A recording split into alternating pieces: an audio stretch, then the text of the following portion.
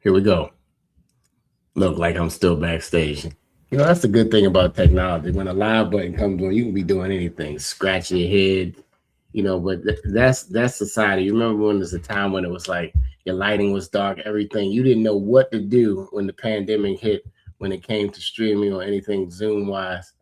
But we learned, right? We learned today. We saw people eating, we saw people uh, undressed, getting caught in all kind of predicaments. I don't know where I'm going with this, but happy Thursday, everybody. Welcome to the Chicken Box, powered by the 134-year-old media company, the Afro News. It used to be the Afro American newspaper, which we still are technically.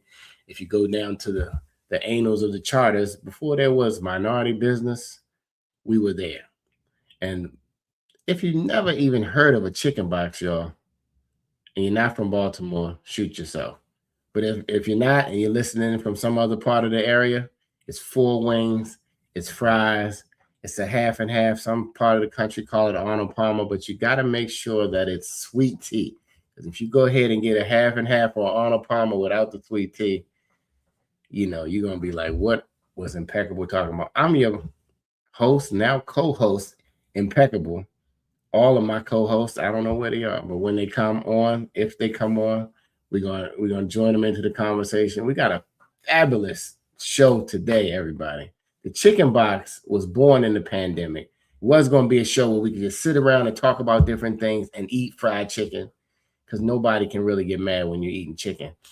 But it turned out that we all had to go and stream, right? So we started streaming, and this is the place where you get on the box and you speak your truth. Whether I agree with your truth or not, that's not the point. The point is that you get a platform here at the Afro, and we tell stories that inspire our community, that uplift our community, and that you might not have never heard of, little unknown stories. We got a great thing today, from the block to the classroom. I love the title already.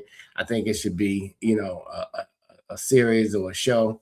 I got a special guest coming on today. He's my good friend and frat brother, Dr. David. How are you, my friend? Welcome to the Chicken Box. Hey, what's going on, Impeccable? Thank you so much. Huge fan of the show. It's an honor to be on. Man, you're an author. I mean, let's just get straight to it. Let's get straight to it. Okay. From the block to the classroom. Yeah, man. I mean, we all have stories, right? What's the story behind the title? I love to go into all of your accolades because you have so many of them. But people can they can Google that online. Yeah. Rarely do they get to see you live and up front and uncensored. So he's the CEO of the Redemption and founder of Concentric, which is tell us about Concentric, and then we'll get to the block. Yeah, so I started Concentric in 2010 as a student support organization, and it came out of my lived experience getting kicked out of 5 high schools, getting my GED and high school diploma in prison, and then coming to Baltimore. And Baltimore embraced me, and Baltimore embraces a lot of people, a lot of us who have scars and wouldn't have made it. And so I went through the traditional pipeline back then when I was a teacher, started my career at Forest Park, then went to Southwestern. Shout out to my old department head, Mr. Fred Bullock, who passed away in December. And then I was offered this opportunity to start my own business. And I didn't know what I didn't know. I just knew that we had to put students at the center. And I did my graduate work at Temple under Molefi Asante. And Molefi Asante came up with this theory of change called Afrocentricity. And Afrocentricity is just putting students at the center. I mean, Afrocentricity is putting African Americans at the center of the diaspora. So when I was thinking about what I wanted to do, because I was already an administrator in Baltimore City, and I was like, well, maybe I'll just be a professor. And he was like, no, like, why don't you just stay in K-12 and go up the ladder that way? And so as we were talking about Afrocentricity, I came up with the concept of Concentricity, which is the title of my new book, but the name of the organization, Concentric. And in 2010, I was invited to apply for a grant from New School Venture Fund, and we were given a grant, and we were the first Black company. I was the first Black male, I know that for sure, to get a grant to start my business. And we just start grinding. We started, Concentric actually started the first work in DC. And now 17 years later, in 2023, we got the largest Series A grant or VC investment for a Black company in the history of Maryland at that time. And it's been going strong ever since. For those who don't, congratulations, by the way. Thank 17 years at anything is a remarkable job. For those who have probably never heard of the word concentric, unless you're in one of the school systems that you do such great work, what kind of things are happening for these young students? How does your program how does it actually work? Yeah, no, absolutely. So Concentric does three things: home visits, mentoring, and tutoring. So home visits, it sounds so easy, because that when Black folks, when we had to live in the neighborhoods that we serviced or worked in, you just knock on the door, you see them, you see them around the way, you see them at the corner store, at the grocery store, hell, you see students in church. But the thought is that, why are students not being engaged? Why are they not coming to school? So we learned this during the pandemic and post-pandemic, when it became popular, chronic absenteeism. Chronic absenteeism was always a challenge. Hell, I became chronically absent and got kicked out of 5 schools. But there's usually an associated circumstance with that. And so when we started, it was literally knocking on doors 7 days a week, 363 days a year. We took Thanksgiving and Christmas off to find out why students aren't coming.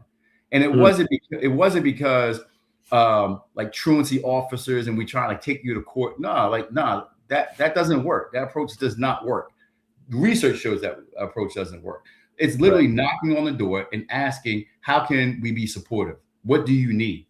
And then we would bring that information back to the schools. What we found out was that the schools did not have the capacity to do anything with that information. So now this goes back to you and I shared experience. So all I did was take our Guide Right program and push it into schools. And so I start hiring brothers and sisters from HBCUs. At one point, we had 183 employees that were just D9. Wow. From HBCUs, right? They have shared experiences.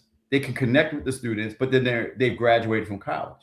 So what are you bringing the kids back to? So we did well with that. And then on the other side of the pandemic, they asked our PSAs, professional student advocates, if they could tutor. And that's where the growth happened. What was the main feedback when you went to the houses of the students? What do you think the missing link was the most? I mean, the missing link is still the same, right? Across social economic barriers, regardless of where the students live and wherever the case may be. The number one reason, this is when you peel back the layers, that students are not engaged, is they don't think there's enough caring adults in the building that really give a damn about them. Number one, they think that most people are there for most of the staff are not from the community. They don't live in the community, right? They come in, teach, and leave. And the students just don't think there's enough people in the building that actually give a damn about them. And they say it much. They keep it more 100. They keep it 100 when they talk about it. From the block to the classroom. Yeah. That was what was young Dave. Dave, where'd you grow up? Delaware, man. Delaware. Delaware. Yeah, man. I've never heard that before. And Delaware. I'm right here in Maryland with you.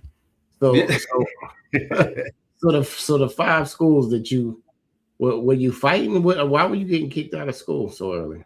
So my senior year in high school, so I'm biracial, but I grew up with my white grandparents. I never knew my biological father, right? So my senior year in high school, I was a really good runner. Humbly, I was all state. I had about 42 track and cross country scholarships. But my senior year in high school, my grandfather, but I call him my father, who raised me, he went to go Christmas shopping, and he went and had a heart attack, and he died 4 days before Christmas. So I started spinning out of control. So then my grandmother, who I call my mother, got diagnosed with a brain tumor and lung cancer. And I really started spiraling out of control by that time. And then I just started doing all types of stuff that I had no business doing, fighting in school, whatever the case may be. But all these experiences taught me, like, so if I'm the star athlete and my parents die or my grandfather died and no one reaches out to me, right? The school community does not wrap their arms around me. Like, so I'm a superstar in this, you know, in the athletic sense, but no one reaches out. I mean, it taught me a valuable lesson. And then I just started spiraling out of control. So I got kicked out of Penn. Then I got to Newark. I got kicked out. And all these kicking outs and no adult being there for me, I ended up in prison. Wow. Welcome to the show, Jay Jackson. If you just tuned in, we're talking to Dr. David Heiber. How you doing, good brother? How you doing? Sorry for my lateness. I apologize. That's all right. That's all right. We got started without you. We're from the block to the classroom. We're building support systems that work, because a lot of people are building support systems. But after 17 years, and I think you're in what, 20 states now, Dave, with your program? Yeah, man. Concentric is in a lot, which is remarkable. Which means that the news is spreading. So something is working, and something is, you know, man. People, they really need to know how much you care, right? And you show them. It's amazing that. Can you look back to the teacher who told you something positive? Do you remember that teacher's name?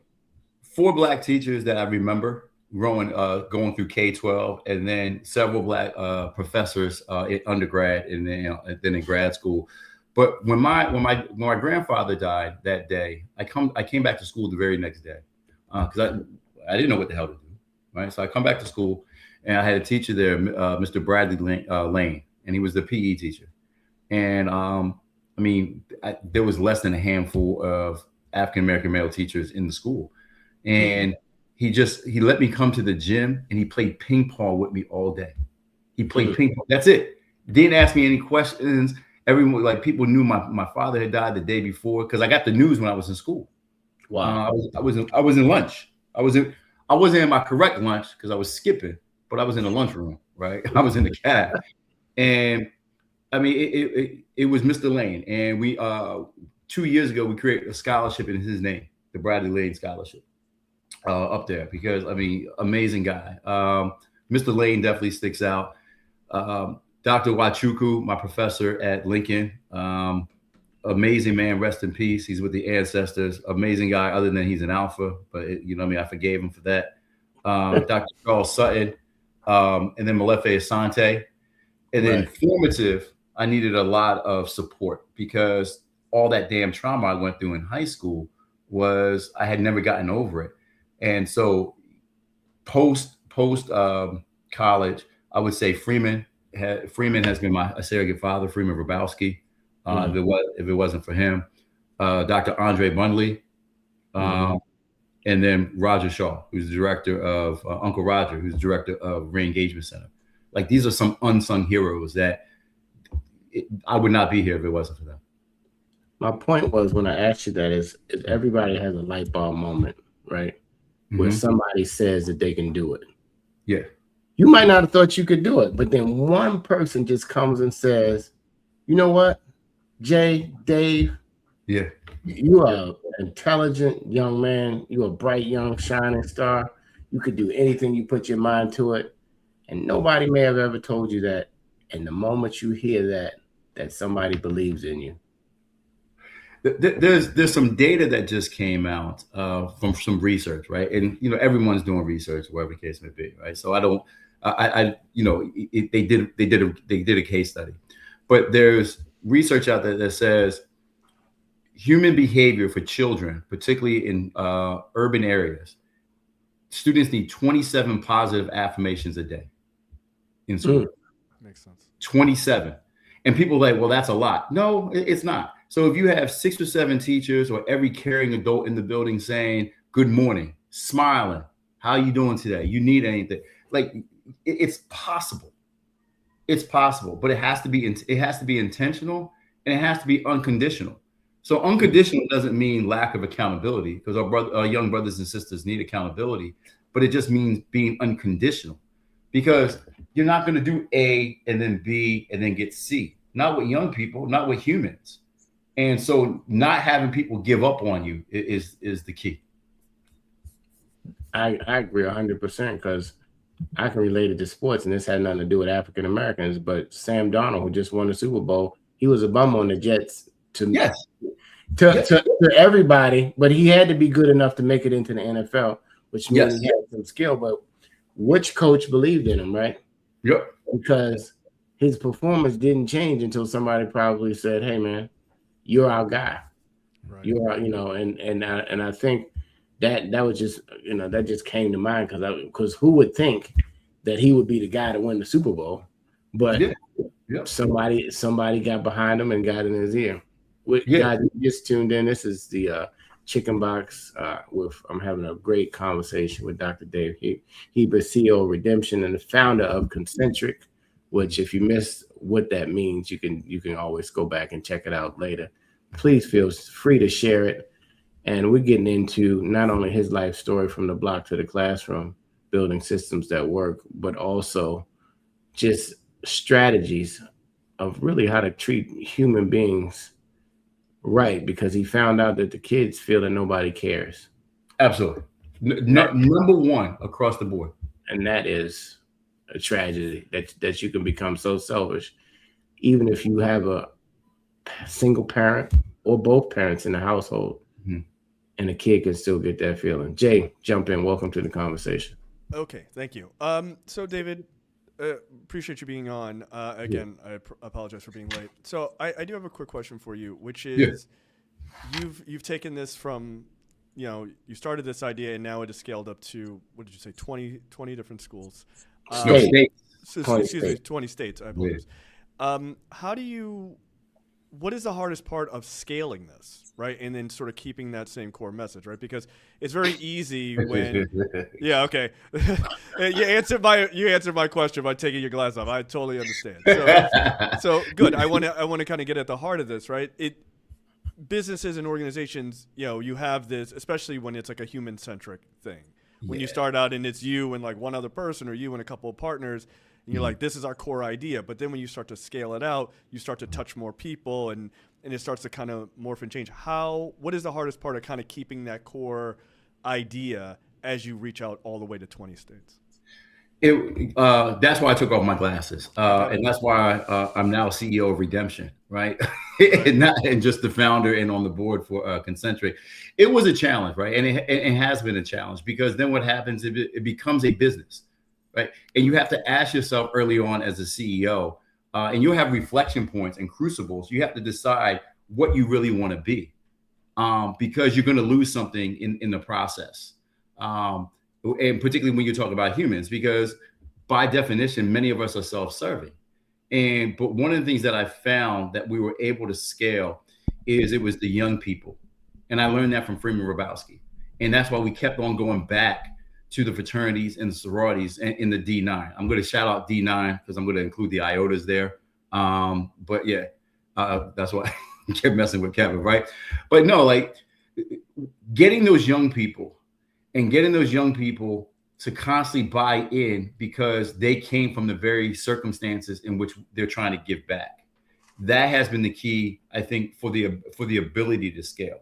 The challenge of the scalability is then you start getting into like complex things, and they're not too complex, but the business terms. And Kev and Jay, I know you know that we start talking about EBITDA, profit margins, OPEX expenses, overheads, and stuff like that. And at some point, when does it stop being about the kids or the mission critical piece? And you got to have that North Star. And also, there's something I'm going to reference Seinfeld here. I think you have to be like George Costanza and the George Costanza principle, right? And so there's an episode in Seinfeld when Jerry says you got to leave when it's time for you to leave on top. Right. And that's why I left as a CEO, right? Because it transitions. And that's why I started Redemption, because I wanted to go back to the core reason why we're doing things. It's not that you lose it completely, but it does diminish when you scale. And you just got to be honest with yourself. Yeah. And I mean, I have to imagine that there's a part of you where even your vision can only take it so far, right? Like you have an idea and it's an amazing idea, right? And this is, but even you're limited by your scope, and you bring in someone else, and you're like, oh damn, I didn't even think of that, and then they Yes. take it further, right? So Yes. I think that's a very good point. Is that sometimes even in ideas we have to realize that we are not, just because we are the creators of this thing, that we have the ultimate vision, or we can take it as far as possible, because sometimes you just have to bring in other people who can see just a different perspective than you. I think the percentage is like only 2% of the founders stay after like 10 years, like, or after 5 years, something like that. What I mean by that is you got to know when you hit your apex, right? So I remember this when I was an administrator. So I was, when I was a young boy as an administrator, I would be the one running after the kids who were intruders or trespassers. Let me not call them intruders, but trespassers. I'd be the first one running to the fight to break it up and stuff like that. And I remember this salient moment that on the walkie-talkie back in the day, says there's a disturbance. And instead of me getting up and running to the disturbance, I got up out of my chair. I was in my office. I went to my door, shut my door, and sat back down. That's when I said, it's time for me to go. And you just got to be honest and authentic with yourself when it's time for you to go. And it's okay. Yeah, I don't think that's a weakness. I think it's actually a strength to be able to see that ability. Yeah, or see that moment. That's a great question, man. Like, that was a great question. I get that all the time about scalability. Yes, I get that all the time about scalability. All right. So 17 years in the game. Concentric. I've been pledging for 17 years. I'm still on. A lot of people, you're gonna hear D9. Dave and I are frat brothers of the greatest fraternity in the world, and so you're gonna hear that throughout the conversation. But I mean, a lot of leadership is learned and instilled. Yes, when we pledge in that fraternity, and yes, we're about achievement in every field of human endeavor.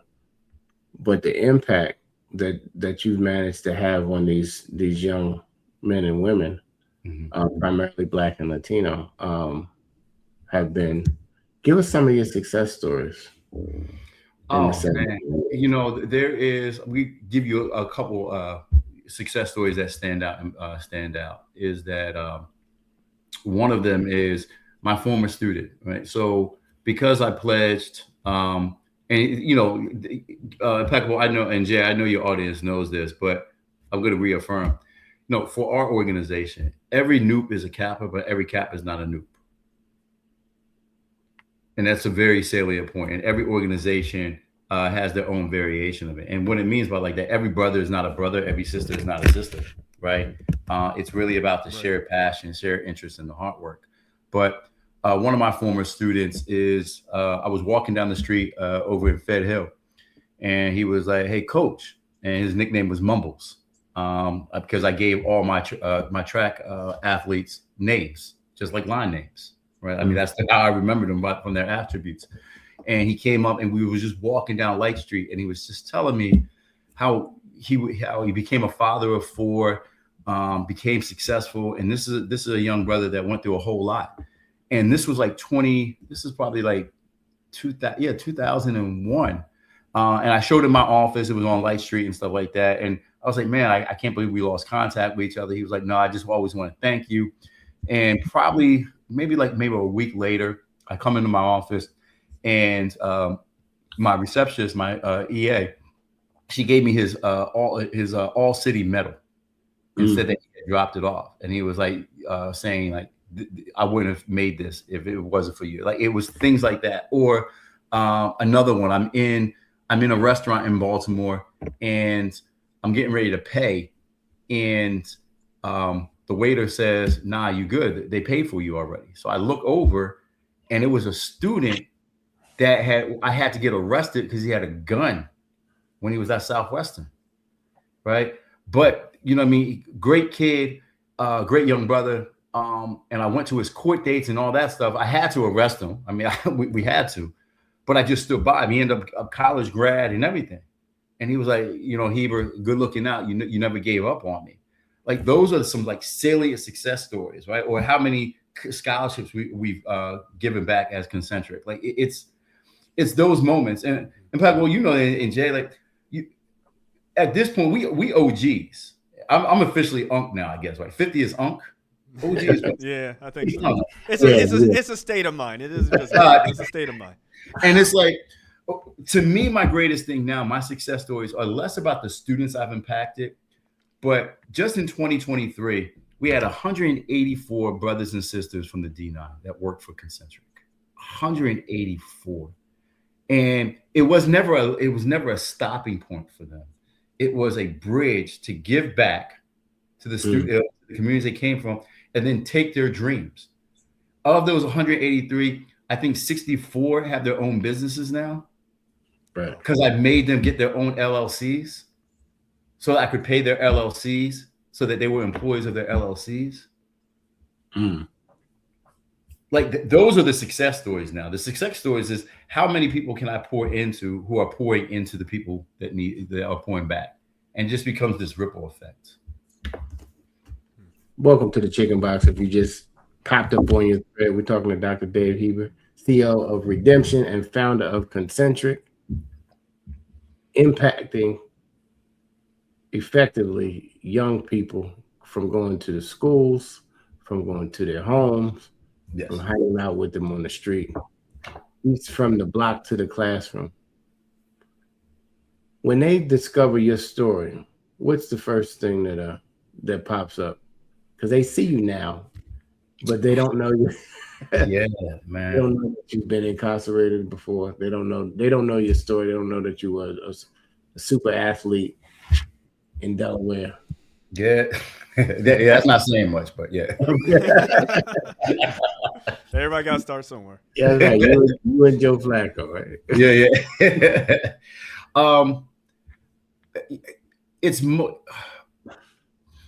It's more, I guess, because I never thought the story was inspirational. I'm sorry about that. I have a cat in the background. He's got a little scared, right?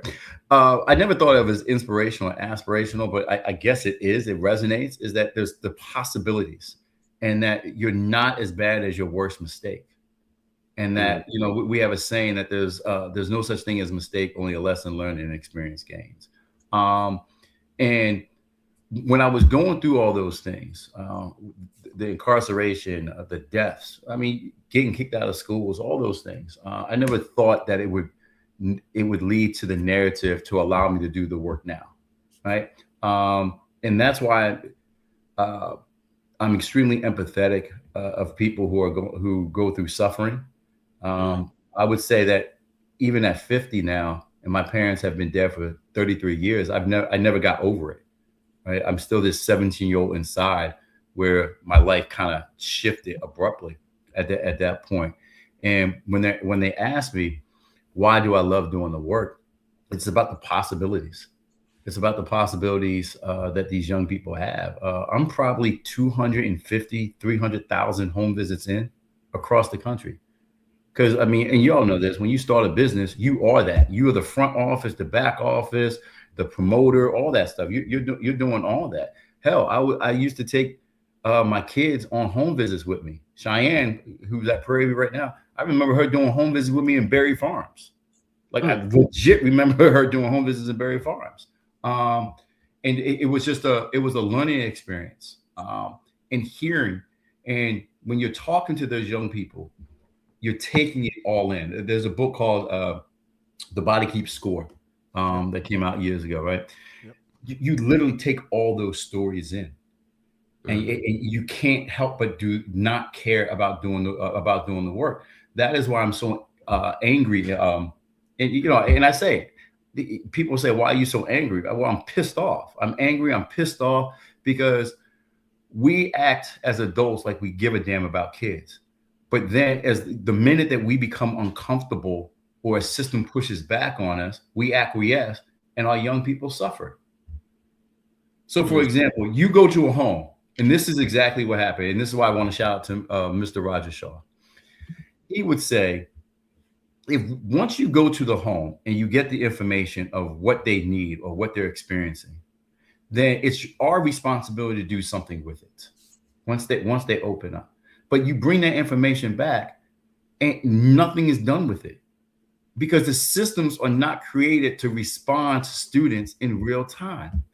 It's the travesty. So I'm going to walk you through some business practice. 90% of the students who are disengaged, chronically absent, however you want to define it, this year were chronically absent and disengaged last year. They're the same kids. Right. So why would you not get to them earlier rather than later? Right? And here's what happens. Say I'm going to use you two. Impeccable. You're a principal. I come to you, or you hit me up, Dave. Listen, I have 500 kids that need to be visited because I think I want to get to them before they become chronically absent. We're in late August, September. So I say, okay, here you go. I'm going to write you a scope of work, and you have to submit it, right? So you submit it as the principal. 8 weeks go by, and we can't start the work because we don't have a purchase order to do the work.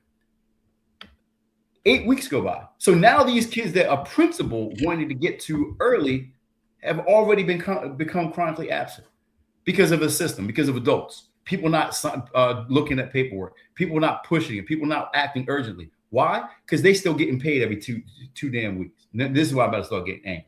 It's just ridiculous. It's crazy. But then we talk about the money is already allocated to do the work. Yes. And all they have to do is follow up. No, so you as the principal, you've submitted, you've done your part, right? Mm-hmm. Then it goes through whatever system and processes. But the systems are so antiquated and so jammed up that the resources that need to get to the kids don't get to the kids in time. They get to the kids when the adults feel like giving them to the kids. Yeah, I mean, David, what you're laying out probably should sound familiar to people in other avenues, which is there are things that need to change, but we are stuck in procedural situations while the world is burning down, right? Well, we can't do that because we have to wait till 2 days from now, right? Like, so I mean, I understand that anger. Like, it's a righteous anger because if you're fundamentally looking at how to help children, you have to put them before just about everything, right? Mine is, we need the money. All right, you got the money. Now, like, let's get moving, right? So I do understand. And it's interesting because I think adults often forget that they were kids, right? And it is just, to me, that's one of those like fundamental things that breaks systems like this is, the kids can wait. It's like, could you have waited? Like, correct. And you look back and go, oh, I had that teacher. Like you're talking about the teacher who played ping pong with you after your dad died. Well, what if that guy had just waited I'll wait another week to do it? Well, it doesn't have the same impact as it had the day after your dad died, right? Like, so that timing does matter. So, yeah, I mean, standing on, I understand that procedures need to exist. We all understand that, right? Otherwise, it's chaos. But there is a time, right? Like, there is that starter or like the startup idea of like move fast, break things. I think that should change. It should be like move fast and try to help people, or move fast and try to help things, right? And that just doesn't exist in these sort of long established systems, right? In the startup world, it exists because it's like we're moving so fast. We just gotta go. But sometimes that urgency needs to exist in these kind of situations. And I think you being angry about it, that makes all the sense in the world. Like my example to that is like in politics, right? Like, how are we taking so long to work on these things, these problems that we know have existed for decades? And people are like, why are you so angry? And I'm like, look at David, right? Like David's having the same reaction. So I totally understand that. And kids are only kids for so long, right? Like, we don't have an infinite amount of time that these kids are in high school. You have a limited amount of time. And to your point about kids being, chronically absent, once you start down that road, it is really hard to pull kids back out. It's very hard, brother. It's very difficult. I give you a tangible example. I won't name the school district because I still want to get business with school districts, right? but I'm telling you the truth. So this was years ago for summer school. A principal said, her goal was to get 200 kids enrolled in summer school, not even for like remediation or past failure, but to give them an alternative to do something. She had summer programming. So that part was happening. So she said we can get to them the day after July 5th, when summer school started.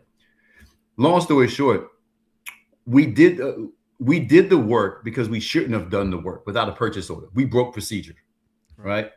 But by the time we got the purchase order, which would have allowed us to do the work, there was only 2 days left in summer school.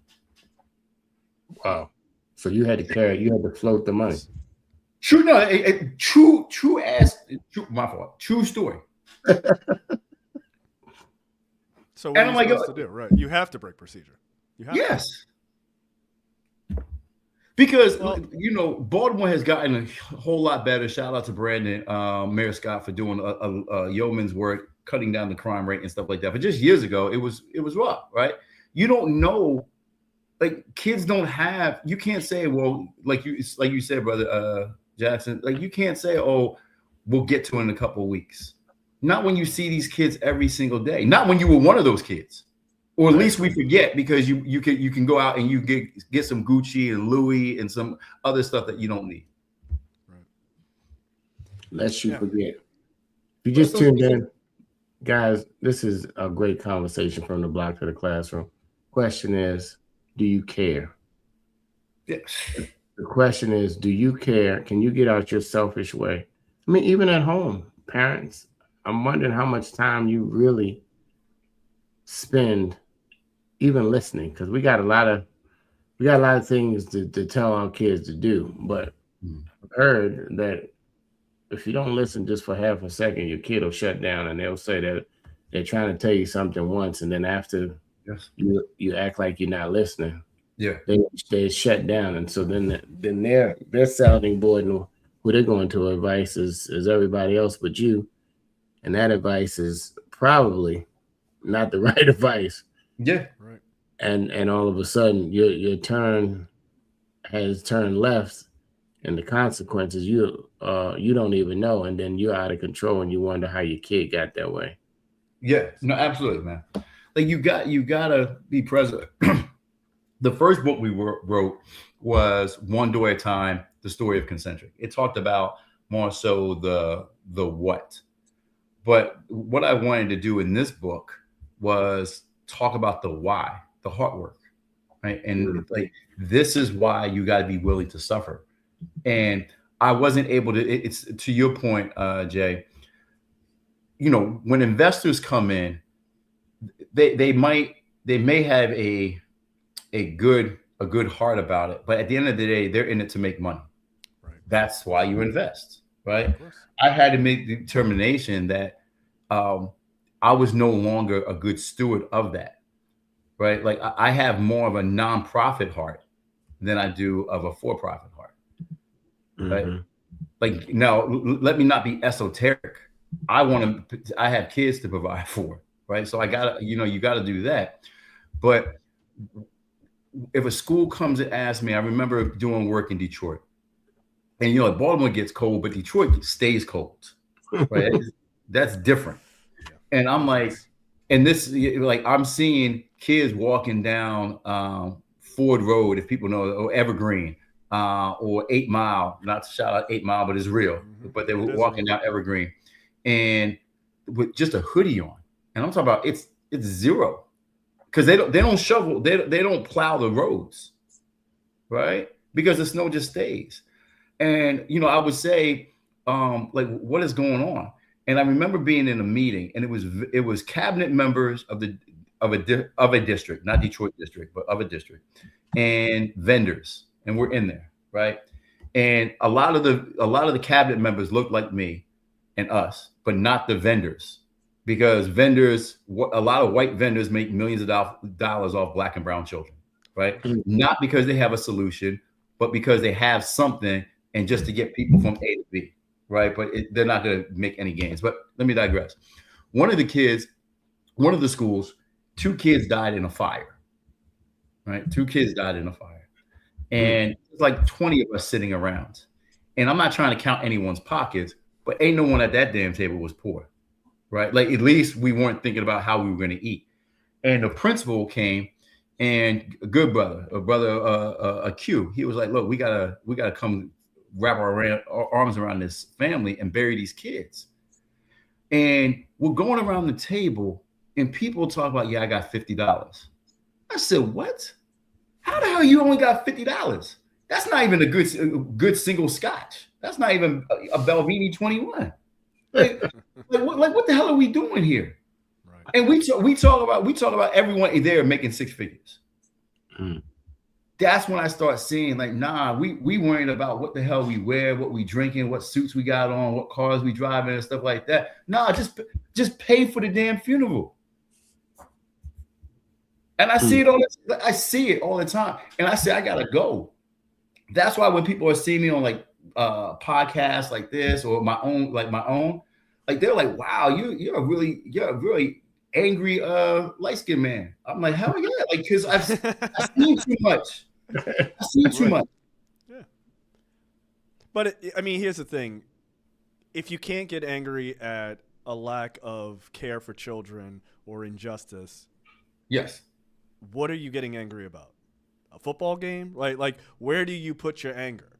Right? Yeah. At least if you're going to get angry, make it be something that is going to make differences, right? You know, yes. No offense to football, no offense to sports, but you know what I mean? Like people get super angry if their team lose, but like the kid starving down the street, it's like, I mean, who's to say, right? Like if you're gonna be angry about something, be angry about stuff that makes a difference. Or you're as a business, going back to what you were talking about, Jay, you might have a line item that says we can only give back $10,000, right? Like it might be a line item. How the hell can you put a line item to the amount of need if you're making money off students? Like that, to me, that's not a line item. That is your moral that's your moral responsibility. Yeah. Right? Like when I first got the investment, I was very intentional. There's three institutions that are very sacred to me.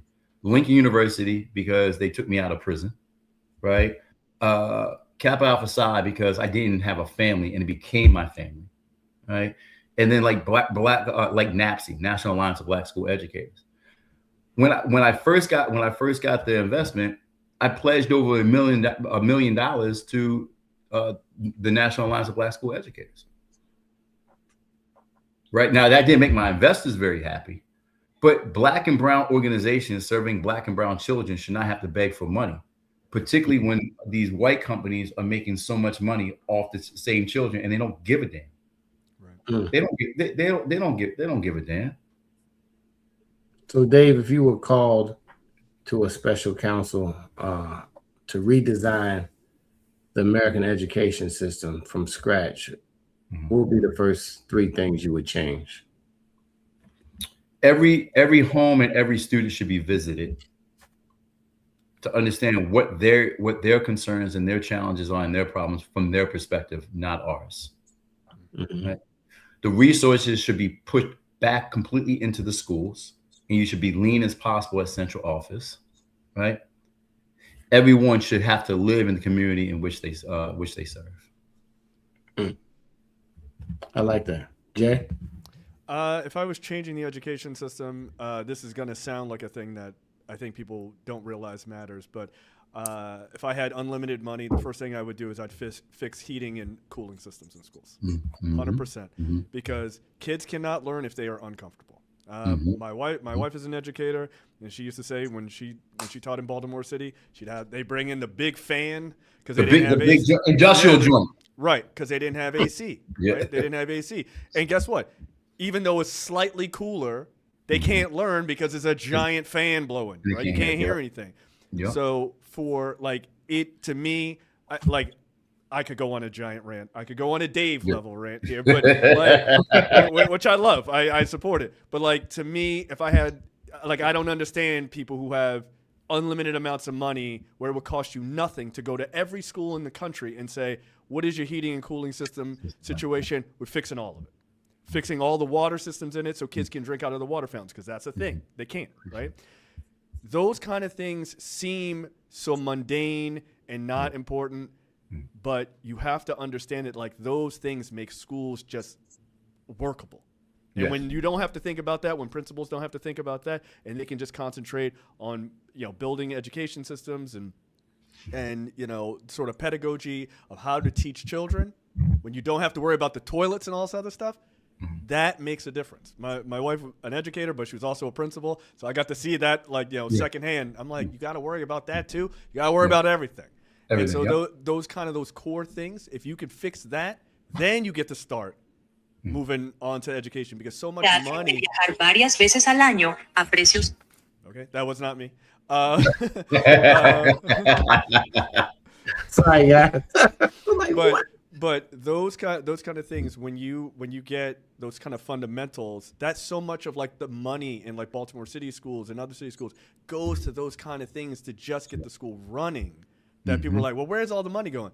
It's keeping the doors open. Like that's a lot of it. So I would start there, and then you start by teacher education programs, and then you move up. But like you can't put beautiful windows on a building that's got a collapsing foundation. It doesn't work. Right. And we've been doing so much, and I don't just mean Baltimore City, but education in general. We've been doing so much of fixing the facade where the schools are crumbling, right? Like I know Baltimore City has that massive program of like the 21st century schools, right? 21st century. Like the elementary school I went to in Baltimore City got torn down so they could build a new school, right? Which is great. But like it was a fine school when I went there, as far as I remember. I was a kid. How do I know? But like rebuilding that school into this basically palace of an education facility, that matters a lot. And to have black and brown kids going to those schools where they can go, when they can look around and say, my education clearly mattered. It mattered that I was in a building that wasn't falling apart, that the paint isn't peeling off the walls. Even those little things are, to me, a part of that 27 affirmations that they hear during the day, where they can just look around and be like, oh, clearly people care about where I'm going. Even if they go home and the paint is falling off the walls and their house is crumbling, at least they know 5 days a week I go to a building where people seem to care about what is being told to me. So to me, fundamentally, it's boring, but like fix AC, plumbing, all that, get those things out of the way, and then you build from there. That was a great question, Peckable. That was good. That's actually that's a very good question, because what we're seeing is that I don't think it's individual people. And like this is what I was talking about with the book, is that the systems, and to your point, Jay, I'm not against policies and procedures. I am against policy and procedures if they delay getting things to students in real time, and like that's what I've seen, right? And like even if you start doing the history of the education system, Karita Brown came out with a great book just this past summer about the education system, and it really literally talks about. The system isn't broken for Black and brown children. It's getting the exact results that it's supposed to. Right? It's literally getting. It's getting the results. So we're trying to touch up a system that was never intended for us anyway. Right? Even the construct of the HBCUs into liberal arts or technical, like that comes post enslavement, and it was intentional. Yeah, it's. I don't want to sell, and I don't think you're. We need that show for sure. Right. Yeah, matter of fact, that intentionality of what was built to fail, basically. I mean, I don't think David is saying this at all. Battle for the Black Mark. Yeah. But I don't think David is saying this, but I do think you have to look at how education was fundamentally built in the United States, right?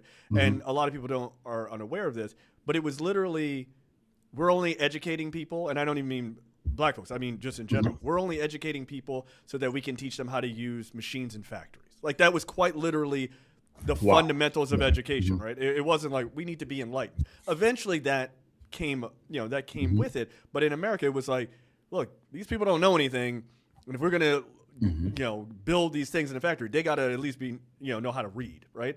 And so that's where it comes from. And if that's where you're building your education, then you eventually have to look at where does that go from there, right? Okay, they had a vision. I don't think it was a great one, but they had a vision for what it was. Now we're taking this over in 2026. What do we want it to look like going forward, right? And so though, you know, these schools where you're building these HBCUs or you're building these other PWIs, are we making them vocational schools, like, ultimately, or are you making something to make enlightened individuals? And, you know, to your point, you have to be careful that you don't just track people and then that's all they're able to do, right? Yeah, absolutely. And in her book, she argues that the premise of the educational system in America was one thing, right? And then when post-enslavement, there was this huge influx, and they did not know what to do with free African Americans. Right. Like it was literally a shock to society, and they had to quickly try to pivot or incorporate wherever the case may be. And I don't know if we've ever recovered from that. The thing is now with our young folks is because of the different opportunities, the plethora of information, the different parts where information comes from, is that they're pushing back at a much earlier age, as opposed to, I would even say, our generation, Impeccable. I'm not sure how old you are, Jay. I know I give deference to Impeccable, but like we were taught, you go to school, you go to college, you get a career, you retire. Yeah. The young folks now are saying, hell with that. I mean, you can look at the influences, look at Speed, right? Yeah. Like they're talking about, like, no, they are their own institutions, their own brands.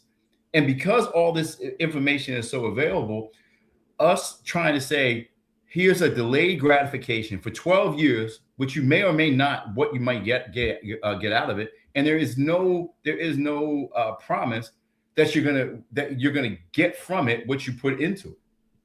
Absolutely. They were saying back in the day that most of the millionaires barely finished high school. That's still true today. Yeah, that's so true. That's so true. Because you going and getting all those degrees like a thermometer doesn't guarantee that you have the drive to be successful, or what it takes to even move past what you said of the, I guess the programming that has gone on, Dave, and that's where us as a community, we need to unlock the programming, because sometimes they say we're still in mental slavery a lot more than the physical. Unlike other organizations who circulate the dollar in their community way more times than we do, and it's just a mindset. It's not even a physical boundary that's holding us. It's a belief. So Newt, let me give you this example, and this is a tangible. This is I think a tangible example, right? And my LBs thought, what's that new term if you wilding out or you crash out? You crash out. Yeah. Is that the new term now? Yeah, right. Yeah. So they were like, Dave, you crashed out, right? I was like, nah, like I need y'all to hear this message. Just on my line, we had 22 cats, right? Rest in peace, Dre. There's 21 cats around, right? Large line. 9 of us are in education. 9 of us are in education. Yet we don't, in Baltimore. And we don't have our own school. We should all be millionaires.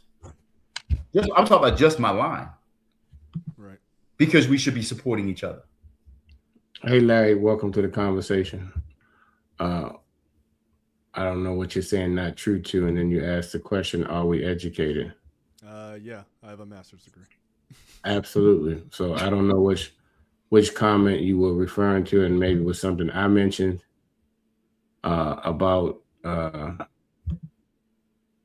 think you might have taken the programming, because like Dave was saying, we were set up to fail as a community, and the real education, just like probably the war and probably entertainment and sports, is a big distraction while they're moving the chess pieces around another way. And education doesn't formally mean to me that it has to come from a school. And I graduated from a school, and I tell my kids, you have a choice. You don't have, it's not go to college or go to jail. Go to the military for me, but you have to pick what you're going to think you're going to wake up every day and be happy doing. Because a lot of times people try to put what they didn't do on their kids, and the kids have no desire to go down that lane at all. And then you're forcing what I'm not going to say didn't have the courage to do, or you didn't do, yet, because the great thing about America is you can wake up tomorrow and say, hey, I'm tired of being an educator. I want to open a plumbing business. And so I'm going to educate myself on the plumbing systems instead of the education systems. So I also think that there's something to be said about, how you define education or being miseducated. Right. I think that, right. So you can go through all this formal education and still be financially illiterate. Boom. 100%. Right. So, or I would say this: you work 30 years or 20 years, whatever the case may be, for a company, only to get a minimum retirement that you can't live off of, and they're just going to replace you anyway. Have you really lived or just worked? Absolutely. Yeah, different perspective. Yeah, absolutely. I mean, money isn't everything, at the end of the day. But I mean, you need it. It might not be everything, but guess what? When that rent and that gas, electric, and all those other normalcies, if you got kids with their needs, healthcare, and everything else, yes, sir. Larry, I want you to bring you on to the conversation. And one day we got to get that way where you can just call in, and then you can just pop one in. Because, you ever had when your kids text you too much? You're like, just call me. Stop texting me. But, I would say this is all my children that are college age. One, my oldest graduated from University of Delaware. The other two are in undergrad. One at HBCU. And one in a PWI. But I've taught them entrepreneurial spirit to work for themselves. That if we're a true meritocracy, that your earning potential should be predicated upon what you do, not making someone else rich. Absolutely. Either you're building your dream or somebody else's dream. Yeah. I agree 100%. Congratulations, Larry, on being a first generation college educated. And you didn't stop there. You own your own business. That's great. And that is what we're talking about. And that's the premise. But, man, let's get back. I know the time is winding down. You got a busy schedule. But what about this? What about your book? No, man, I appreciate it. So I mentioned earlier in the show that I had the distinct pleasure of studying under Molefe Asante at Temple University. And so Molefe is the modern day father of Afrocentricity. And so I learned a lot from him, not just from Lincoln and who he taught, the people that he influenced, who were my professors at Lincoln, but then when I actually got to study under him. But he wrote two of his seminal works were the Afrocentric Idea and then Afrocentricity. And Afrocentricity was a more digestible book for quote unquote the masses. It was more practical. But when it came out, it was attacked by Eurocentric people in academia, right? And so then he wrote the Afrocentric Idea, and it was a profound academic book. And I learned from that experience. And I say all that to say that's why the first book was One Door at a Time: The Story of Concentric and how putting students at the center of education works. And it's really technical. It's almost like a college textbook. And shout out to my co-authors, Ivory Tolson, member of AFIA. I think he's the modern day Du Bois, professor at Howard University, and my chapter brother, Dr. Michael Gary, who helped me write One Door at a Time. But what I wanted to do with Concentricity, was really talk about systems theory perspective and why concentricity, why students have to be at the center. And what are all those barriers preventing institutions of putting students at the center? And so that's what I was able to do. So in many ways, concentricity is more so the heartbeat and the philosophy of why. And it's been doing really well. Shout out to all the districts and the support from principals and superintendents. But it's available on all the platforms, ebooks. I've never even read an ebook, actually. I'm still old. But yeah, it's available on all those platforms and then directly from my website. Awesome. Absolutely. The time is now. This is the Chicken Box. Thanks, Larry. I appreciate you commenting. Feel free to share feel free to share this. Thanks, Jewel, and anybody else who's listening live now or on a replay. I mean, we appreciate your input. We're the Afro-American newspaper. Go by the Afro News. We're now a media company, and we've been telling stories, beautiful Black stories, and informing and inspiring our community for over 134 years. Go to afro.com. We need you. We're not owned and controlled by any other media. We didn't sell like BET. We didn't do any of the, and I'm not saying that it's wrong. They did the best business move for them, but I'm saying nobody should be able to control our voice.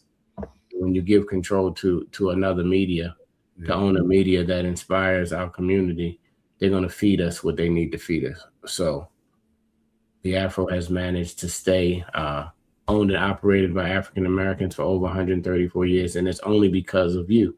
So for $40 a month, you can have a digital subscription and help a new young reporter, videographer, social media person, all the things that we need to live in this new tech age. So if you don't have a subscription, go to afro.com right now. Now, the last thing is when we get on the box and we just speak our truth.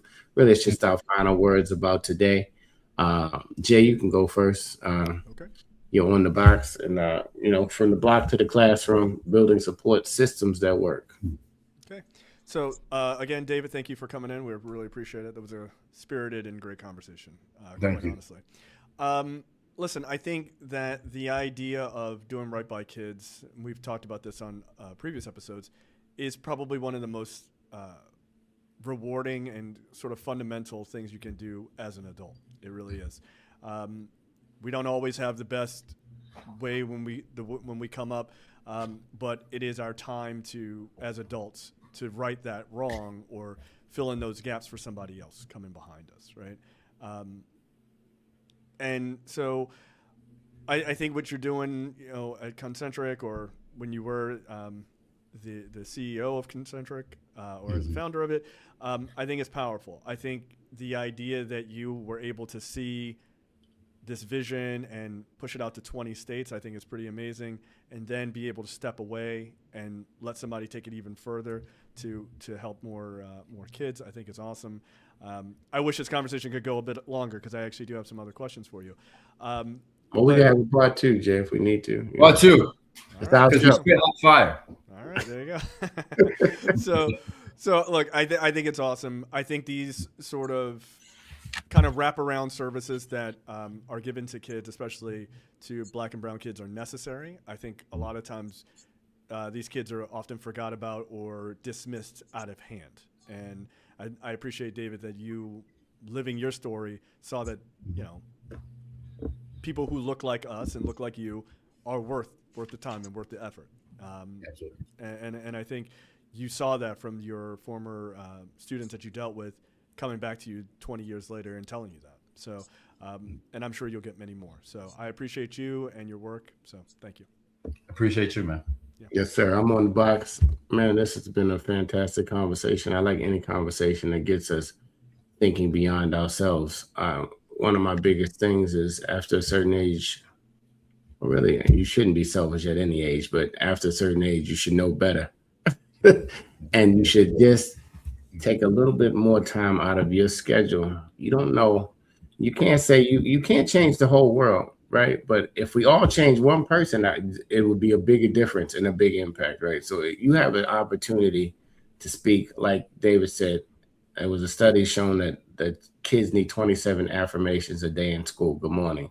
How are you? You look nice today. You look, how's my bright star? How's my superstar? Whatever the affirmation is through all of the different teachers, and that's just, a teacher saying 4 things to a classroom, which could change their life. But you as an individual, you're going to come across somebody in your life where you have a chance to impact and say something positive.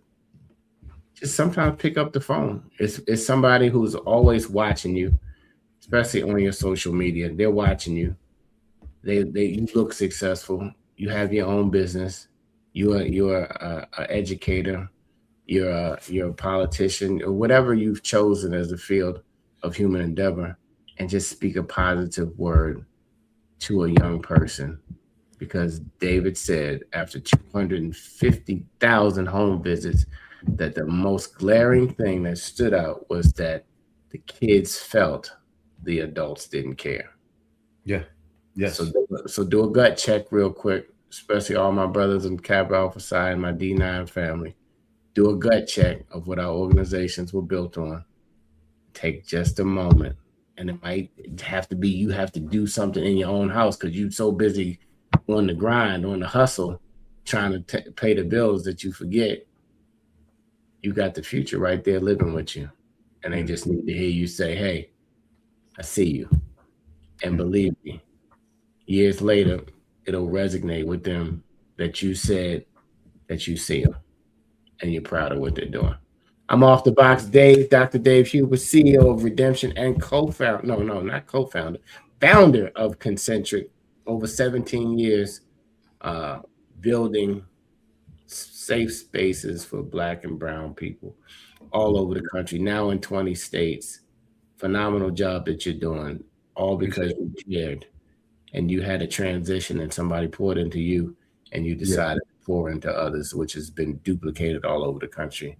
You have the final words. You are officially on the box, my brother. You know, big bro, impeccable, Jay, thank you so much. Thank you for modeling and demonstrating everything that you're saying. You know, it resonated with me, impeccable, that I need to subscribe. That $40 a month is essential if it can be exponential. That's 40 a year. 40 a year, man. Not even a month. 40 a year. Like there's absolutely no, that's what I'm saying. There's no excuse, right? Like, I'm going to do that as soon as I get off, right? Because the fact of the matter is it's on us to support each other, and no one's going to come and rescue us. And that is what I've seen across the board, that if we looked at just take our organization, Impeccable, if every Noop and Kappa subscribe in the DMV area, subscribe to the Afro News, right? Like that's just powerful, right? So I would say this, let's be willing to suffer for what you find is important. Everyone can give, not everyone suffers. And how do you know the difference? Giving is easy, suffering is painful, but it's lasting. And so just remember that we have to act with urgency, timeliness, and that tomorrow is not promised. And I appreciate the opportunity to share and be a part of everything that you all are doing. I appreciate it. Absolutely. Everybody tuning in online, Larry, Brian, Jewel, anybody else who's commenting on all the other social media platforms, we appreciate you tuning in, even if it was just for a second. Absolutely. Feel free to share it because there's some kid that needs you. I'm telling you, remember, always, as we say every week, call a senior. They love to hear from you. Send them some groceries. You know what I mean? Just say, hey, auntie. You said we unks now. Hey, unc. Hey, grandma. You know what I mean? or the senior that you know in your church, in the organization, you know, who can't get out, can't move around. They might just want to hear from you. I'm telling you, you send them some groceries. Even if you don't live close, it's so many delivery places. I'm telling you, it's gonna be such a blessing to them that you're not even gonna believe it. So until next time, God willing, let's be intentional today. I love the things, execution, the grind, the success. I can't see the last one, perseverance, all on the wall behind. Oh yes. I mean, motivated this whole conversation. So until next time, my brother. I appreciate you so much. And Dr. Draper, our CEO, who's not here, we miss you, and our producer, Asia Martin. Until next time, have a great day, everybody. See you.